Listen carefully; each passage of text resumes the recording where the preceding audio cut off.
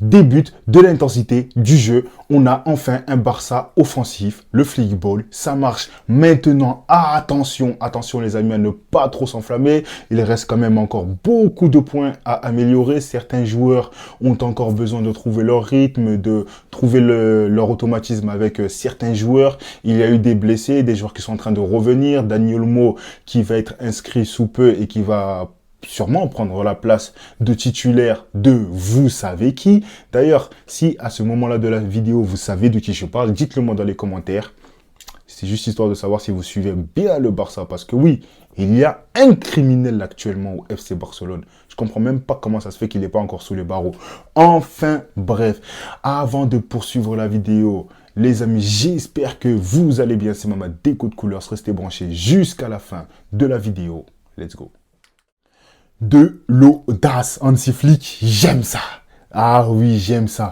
Tout simplement parce que commencer la saison avec un double pivot, Marc Casado, Marc Bernal, en alignant Pau Cubarsí, Lamine Yamal, je te dis que tu as 4 joueurs, enfin 3 de 17 ans, un joueur peu expérimenté, c'est fort, il faut le faire. Et je pense que Hansi Flick va marcher à la méritocratie pour le poste de numéro 9. On va dire que ça va se discuter. Mais bon, dans tous les cas, Lewandowski est en forme. Ça reste un autre sujet. Donc, Hansi Flick, c'est un coach, je pense que voilà, il va plutôt se pencher sur la méritocratie, sur ce qu'il va voir à l'entraînement. D'ailleurs, c'est pas pour rien qu'il encourage Ansu Fati à revenir au plus vite, étant donné qu'il avait perçu quelque chose lors des entraînements avec Ansu Fati. Il avait perçu peut-être sa niaque, sa détermination, son style de jeu. Enfin, en gros, c'était un joueur sûrement qui peut correspondre dans le système de jeu de Hansi Flick. Ensuite, son 4-2-3-1, pour moi, c'est pas qu'il est osé, mais quand il met 4 joueurs offensifs, tu sais directement l'intention de Hansi Flick. Il veut des buts, il veut un Barça offensif et qui presse non-stop. Le pressing est encore à améliorer parce que voilà, ça reste toujours compliqué quand même de mettre en place un pressing collectif, surtout quand tu intègres un Ferran Torres. Ah, alors lui, moi, je peux plus me le voir. Très franchement, je peux plus me le voir. Demain, il met un triplé. Franchement, je m'en fous complètement. Il est nul. Il est trop nul. J'en peux plus. En vrai, lui, là, ce jour-là, moi, ça y est, j'ai serré. À la limite, je ferai une vidéo spéciale sur lui. Je vais arrêter de parler de lui parce que franchement, là, ça va juste me mettre de mauvaise humeur. Mais bref, en gros, tu l'enlèves pour moi. Ben, dans tous les cas, tu intégreras sûrement un Dani Olmo.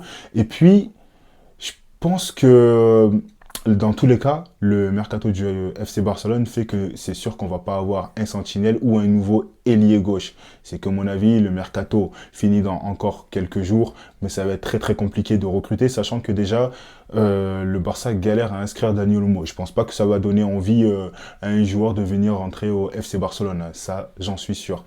Mais en gros, pour revenir à ce que je dis, ouais, si le Barça arrive à produire ce genre de jeu, ça passe aussi par la préparation physique. Je sais pas, pour ceux qui s'en souviennent, la saison passée, on avait un Pedri qui, au bout de parfois 40 minutes, était complètement essoufflé. On avait un Fermin Lopez, au bout de 50 minutes, était complètement essoufflé. Bon, Fermin Lopez, c'est vrai qu'après, lui, répétait beaucoup les efforts. Mais ça n'empêche pas qu'il y avait un manque de préparation physique. On ressentait la saison passée, par exemple, qu'on ne pouvait pas presser sur 90 minutes, même sur 70 minutes. On se souvient tous du Classico passé, le premier, le match aller là, où le FC Barcelone, pendant 70 minutes, domine complètement le Real Madrid, mais genre surdomine le Real Madrid, hein, si je peux me permettre de le dire. Mais pour autant, ben, après les 70 minutes, on n'a fait que de subir, tout simplement parce que ça a pêché physiquement. Et je pense que Hansi Flick, de ce côté-là, ça reste le coach parfait pour remettre le FC Barcelone sur les rails. Maintenant, c'est vrai qu'au niveau des blessures, tout ça va falloir gérer. Son effectif est encore incomplet, mais en tout cas, il a l'air de faire confiance aux jeunes. Et moi, c'est quelque chose que j'apprécie parce qu'il met la Masia en avant. Et je pense qu'aussi, comment ça s'appelle? Si le club arrive autant à se gérer là, maintenant, dans les matchs, ça passe par la performance, par exemple, de Jules Koundé et de Alejandro Balde, deux latéraux. Enfin, Koundé, là, tout de suite, là, on va dire que je le considère comme un latéraux, même si c'est vrai que ça reste un défenseur central de base. Il performe quand même en tant que latéraux. La performance qu'il a sortie face à Nico Williams m'a impressionné. Non, très franchement, Jules Koundé, ça va être un des hommes forts de cette saison. Je crois en lui et j'espère qu'il va continuer comme ça. Donc voilà, je pense que Hansi Flick, tout simplement, est en train de faire un bon travail. J'espère ne pas trop m'avancer avec tout ça. Comme je l'ai dit un peu plus tôt, ça reste le début de saison. C'est encore compliqué quand même de pouvoir donner un jugement définitif. Et dans tous les cas, on va juger au fil des matchs, à chaque fois. D'ailleurs, le Barça va jouer contre le Rayo Vallecano tout à l'heure en tout cas où moi je tourne cette vidéo. La vidéo n'est pas sortie encore avant le match.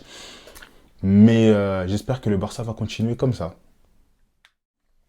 Alors ensuite, niveau mercato, très brièvement, hein, le FC Barcelone a prêté Vitor Roque. Je suis quand même satisfait du fait qu'il soit prêté. Il va avoir du temps de jeu parce que c'est un joueur qui mérite le respect. Il faut pas oublier qu'il a quand même fait un sacrifice financier pour pouvoir venir au club. Un sacrifice physique également parce qu'il il n'a pas pris ses vacances pour rejoindre le FC Barcelone plus tôt. Et très franchement, ça se respecte. Malheureusement, le Barça ne l'a pas respecté. J'en suis encore frustré par rapport à ça. Donc j'espère qu'il va performer au Betis Séville et qu'il aura toujours l'envie plus tard de revenir au FC Barcelone. S'il performe, évidemment. Mais que dans tous les cas, le Barça arrivera quand même à garder une bonne relation avec lui. Il y a également le dossier Clément Lenglet qui a été prêté à l'Atlético Madrid. Très franchement, je suis rassuré. On va pas se mentir. Clément Lenglet, il fait partie des déprimés, là, des terrorisés là, du 8-2. Ah, c'est ça. Ouah. Se rappeler de ce match-là, très franchement, ça m'énerve. Ça m'énerve. Enfin bref, voilà, Clément Lenglet qui soit prêté, pour moi, c'est une bonne chose. Parce que tout simplement, et là c'est en lien avec le dossier Mikayil Faye, je me disais que c'est impossible que le Barça essaye de vendre Mikayil Faye. Ok, il a l'air d'avoir une plus-value commerciale, mais ça reste un talent, ça reste un gros talent et ça se voit qu'il avait du potentiel. Même son match de pré-saison, il avait l'air impressionnant. Et très franchement, j'aurais été très frustré que Mikayil Faye soit vendu et que Clément Lenglet reste. Parce que pour moi, Clément Lenglet n'a plus rien à faire au club depuis des années déjà. Donc ça aurait été En fait, ça aurait été bête. Ça aurait tout simplement été très bête. Donc voilà ce qui me rassure dans le fait que Mikayil Faye soit parti. Surtout que le Barça a quand même mis une clause de rachat à hauteur de 25 millions. Et au moins, je me dis que dans tous les cas, le FC Barcelone pourra en tout cas le récupérer plus tard si le joueur en a toujours envie. En tout cas, et j'espère qu'il en aura toujours envie. Parce que je considère quand même que Mikayil Faye, sa vente, ça reste une erreur. Hein. Pour moi, Mikayil Faye, ça reste une erreur. Faut pas oublier qu'à son jeune âge, il a déjà des matchs références avec le Sénégal, son équipe nationale. Il a beaucoup de matchs références avec le Barça B. Je le trouve personnellement plus talentueux qu'un Koubarsi, hein. Mais ça reste que mon avis. Donc, si vous voulez vous lâcher dans les commentaires, n'hésitez pas, on est là pour discuter, pour débattre. Et donc voilà, tu vois, j'espère que quand même le FC Barcelone, au niveau du mercato, très franchement, je préférerais limite que ça y est, le mercato s'arrête là, que ce soit fini, que le Barça ne se penche plus sur aucun dossier. Parce que moi, les rumeurs Nico Williams, Rafael Leao, Chiesa, Kingsley Coman, en fait, ça fait beaucoup. Ça fait beaucoup on s'intéresse à tel joueur pour qu'il ne se passe rien. Et à un moment donné, il faut que le FC Barcelone se concentre sur l'effectif qu'il a actuellement. Les renforts qui risqueraient d'arriver vont tout simplement perturber l'effectif actuellement. Donc je pense que ça y est, vaut mieux rester comme ça, peut-être jusqu'à janvier ou la fin de saison et faire confiance à Hansi Flick. Dans tous les cas, le FC Barcelone doit avoir des objectifs. Pour moi, l'objectif principal, ça serait quand même de reprendre la Liga, mais surtout de retrouver un système de jeu cohérent. Parce que c'est ce qui a manqué la saison passée. Et cette saison, je n'ai pas envie d'avoir un FC Barcelone qui n'a aucun système de jeu. Enfin bon, en tout cas voilà, c'est la fin de cette vidéo. J'espère que vous avez apprécié. N'hésitez pas à vous abonner, à liker, à lâcher un commentaire, ça fait toujours plaisir. Et je vous dis à très bientôt pour le débrief FC Barcelone Rayo Vallecano.